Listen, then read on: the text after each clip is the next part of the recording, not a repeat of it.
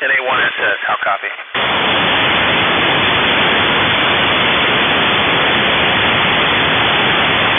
Yeah, GB4RPS, this is NA1SS. I've got you loud and clear. Good morning. This is Nick on the ISS.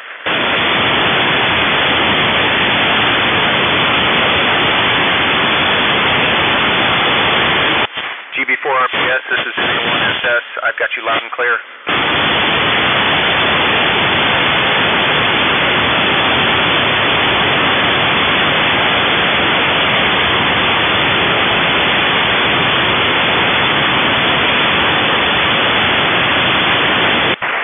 Golf Bravo 4 Romeo Papa Sierra, this is November Alpha 1 Sierra Sierra. I've got you loud and clear. How me?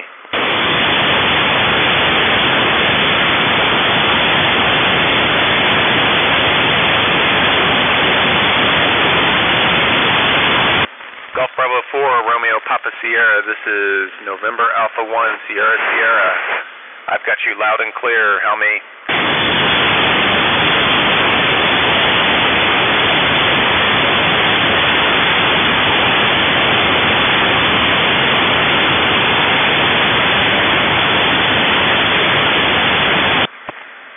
GB4RPS, this is NA1SS. I've got you loud and clear. How me? Over.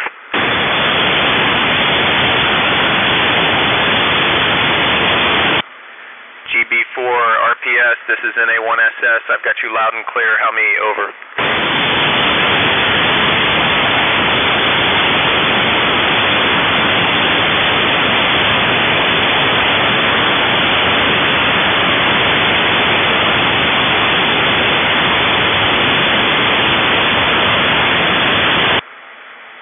Golf Bravo 4 Romeo Papa Sierra, this is November Alpha 1 Sierra Sierra. I have you loud and clear. How me? Over.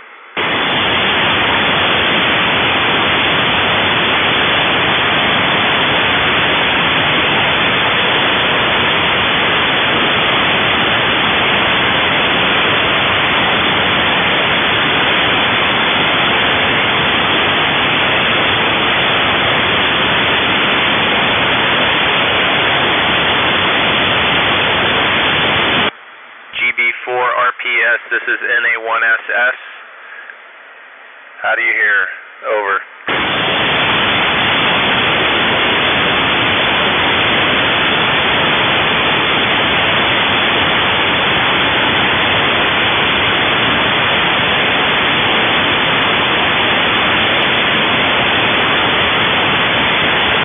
GB4RPS, this is NA1SS on backup. How do you hear?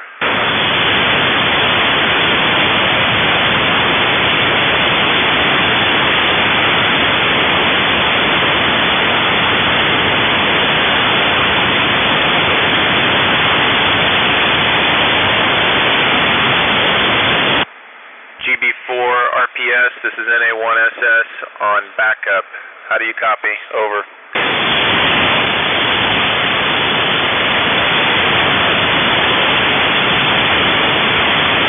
Frequency, Alan. Yeah, Golf Bravo 4 Romeo Papa Sierra, this is November Alpha 1 Sierra Sierra on backup. I've got you loud and clear. How me? Over.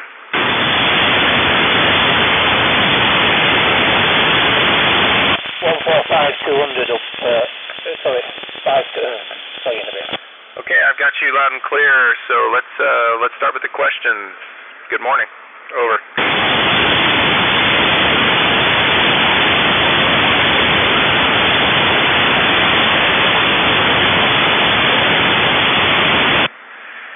Yeah, Sophia, the International Space Station, it is difficult because we built it. It's like building an airplane while it's flying, but it's modular. So we build it together with pieces that we put together. So we started out with just the functional cargo block and node 1, and then we slowly, over 10 years, added different modules to it to get to the configuration we're in today.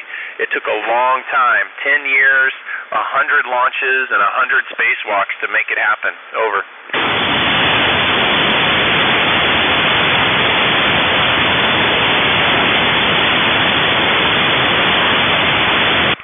Izzy, one of the challenges is that water doesn't fall to the ground like rain does. And so when the ground gets wet, it doesn't want to go down to the roots. The water just wants to stay at the surface. So we have to develop new types of little pods and technology to be able to pull the water down to the roots. Controlling the way water flows is a really tough problem. Over.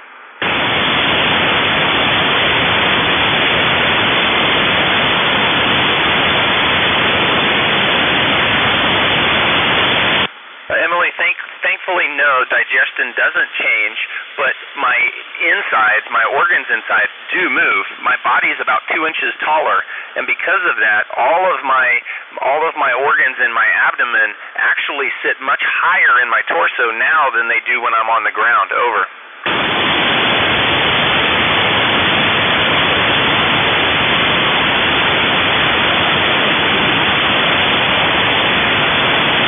You know, it's truly tough to pick how, because there are so many different things that we do up here, and they're in so many different areas.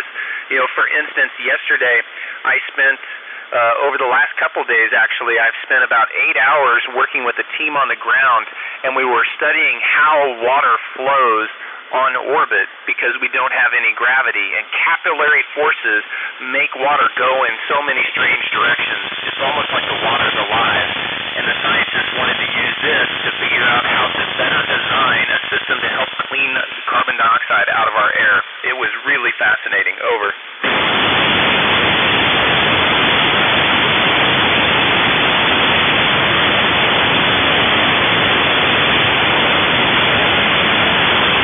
You know, if I start spinning a ball right now, I think it probably would hit the wall, drift slowly and hit the wall before it ever stops. I can't tell that it's slowing down at all. We do have air, so there is a little bit of drag, but there's almost nothing affecting it, so it just spins and spins and spins. Over.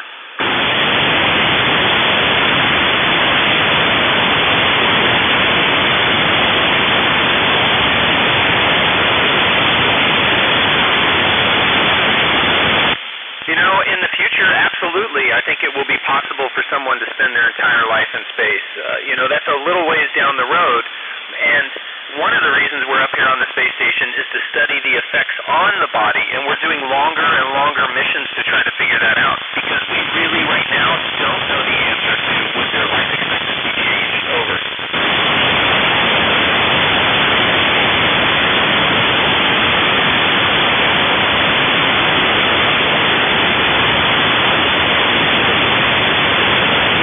You know, Grace, if you do a handstand in space, the blood doesn't go to your head because it's already kind of there. Our hearts on the ground push really hard to keep the blood in our head to fight against gravity. Gravity wants to pull all the blood to our feet, so our hearts are constantly fighting it. In space, it doesn't have to fight that force, and so it naturally pushes lots of blood into my head. So it almost feels like I'm standing on my head all the time on orbit. Over.